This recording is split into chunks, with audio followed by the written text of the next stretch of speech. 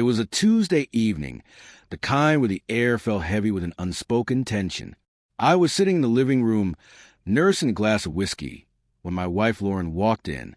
She seemed distracted, hurried, like she was running from something. Her coat hung loosely on her shoulders, and her hands fidgeted with her purse. But it wasn't her demeanor that caught my attention. It was the scent. A deep, musky cologne lingered on her clothes. Not mine. I knew that scent. It was distinctive, the kind that clung like an accusation. My stomach churned, a mix of disbelief and fury, but I kept my expression neutral. "Hey, babe," I said, my voice even betraying nothing. "How was your day?" She froze for a second, then turned to face me, her smile faltering. "It was fine. Just busy, meetings, errands, the usual." Her voice was too bright, too rehearsed. "Meet anyone interesting?" I asked, swirling the amber liquid in my glass. Her eyes flickered for a fraction of a second. She shook her head quickly. "No, just the usual faces." I nodded, biting back the words that threatened to spill out. Instead, I excused myself and went to our bedroom. Alone, I sat on the edge of the bed, gripping the edge of the mattress as the realization settled over me like a suffocating fog. Lauren was cheating. For 2 days, I watched her closely. Subtle changes I hadn't noticed before became glaringly obvious. The sudden late-night work meetings, the extra care she put into her appearance, the way she guarded her phone like it held state secrets. She thought she was clever, but the evidence was mounting. I could have confronted her then, but I wanted more. I needed undeniable proof. The next evening, while she showered, I unlocked her phone. Months of trust had left me with her passcode. Though I felt like a thief as I scrolled through her messages, it didn't take long to find what I was looking for. The name Mark appeared more times than I could count. The texts were flirtatious at first, then explicit. I read with a growing knot in my chest, each word cutting deeper. There were pictures, too, ones that left no room for interpretation. My hand trembled as I put the phone back where I found it. I had all the proof I needed, but I didn't want a confrontation. I wanted revenge. The plan began to form that night, as I lay beside her pretending to sleep. I thought of all the ways I could make her pay, but one stood out. I wasn't going to yell or scream or even cry. I was going to destroy the life she had so carefully built behind my back. The next morning, I called in sick to work and spent the day preparing. I gathered every shred of evidence from her phone and backed it up: photos, texts, call logs. I even hired a private investigator to tail her and her lover. Within days, I had a dossier that could ruin her reputation. Then I turned my attention to our finances. Lauren had no idea that I had been handling our accounts with precision.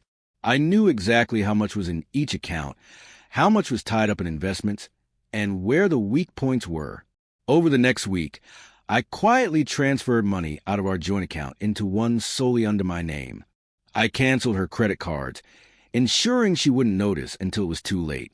While I worked in the shadows, I played the doting husband. I brought her flowers, cooked her favorite meals, even planned a weekend getaway.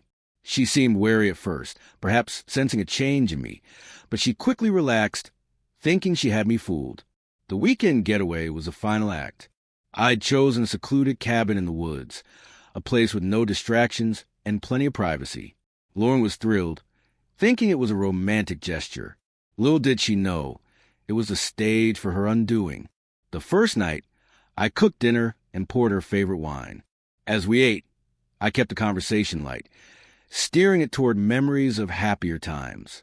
When she was sufficiently relaxed, I leaned back in my chair and looked her in the eye. "Lauren," I said softly, "how long have you been sleeping with Mark?" Her fork froze halfway to her mouth. The color drained from her face, and she set the fork down with trembling hands. I don't know what you're talking about," she stammered. I pulled out my phone and slid it across the table.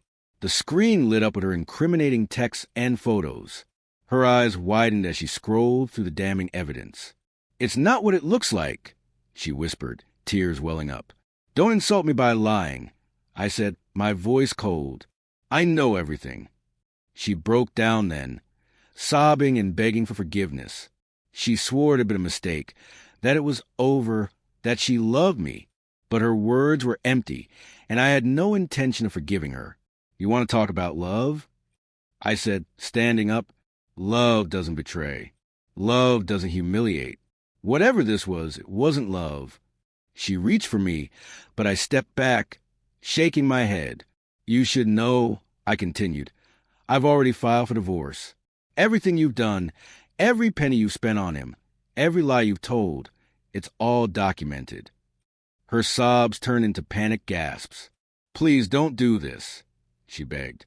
I'll do anything to fix this. Just tell me what to do.